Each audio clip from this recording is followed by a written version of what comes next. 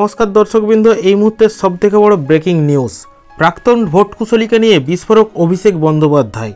দিন কয়েক আগে প্রাক্তন ভোটকুশলী তথা অধুনা রাজনীতিক প্রশান্ত কিশোর এক সাক্ষাৎকারে দাবি করেছিলেন বাংলার বুকে 2024-এর লোকসভা নির্বাচনে চমকপ্রদ ফল করবে বিজেপি।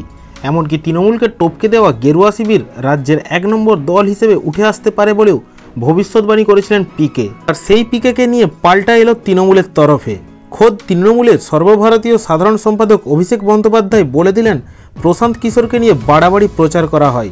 21-এর বিধানসভার নির্বাচনের আগে তাদের জুটি বঙ্গ রাজনীতিতে বেশ চর্চায় ছিল। তৃণমূলের প্রচার অভিযান থেকে শুরু করে স্লোগান তৈরি, দলের অন্দরে কর্পোরেট ধাঁচের আমদানি সবকিছুই করত প্রশান্তের সংস্থা আইপ্যাক। অনেকে বলেন 21-এর বিধানসভায় তৃণমূলের বিরাট জয়ের নেপথ্যের অন্যতম কারিগর ছিলেন এই ভোটকুশলী। এমনকি বিধানসভার নির্বাচনের আগে যখন বিজেপি বুক বাজিয়ে দাবি করেছিল আব কি বার 200 পার, তখন এই প্রশান্ত কিশোরী পাল্টা চ্যালেঞ্জ ছুড়ে বলেছিলেন বিজেপি 100 আসন পেরোলে নিজের পেশা ছেড়ে দেবেন, অর্থাৎ রাজনীতি থেকে অবসর নেবেন। বস্তুত বাংলার বিধানসভা নির্বাচনের পর ভোটকুশলী হিসেবে প্রশান্ত কিশোরের খ্যাতি অনেকটা বেড়ে যায়।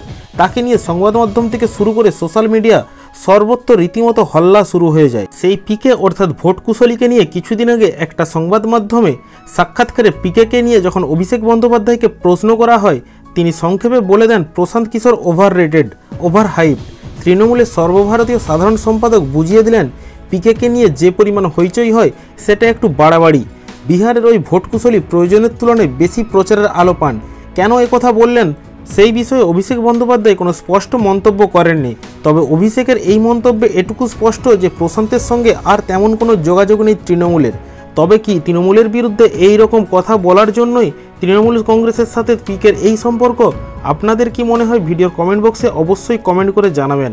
আর এবার বঙ্গে তৃণমূল কটা আসন পেতে পারে সেটাও ভিডিওর কমেন্ট বক্সে অবশ্যই জানাবেন।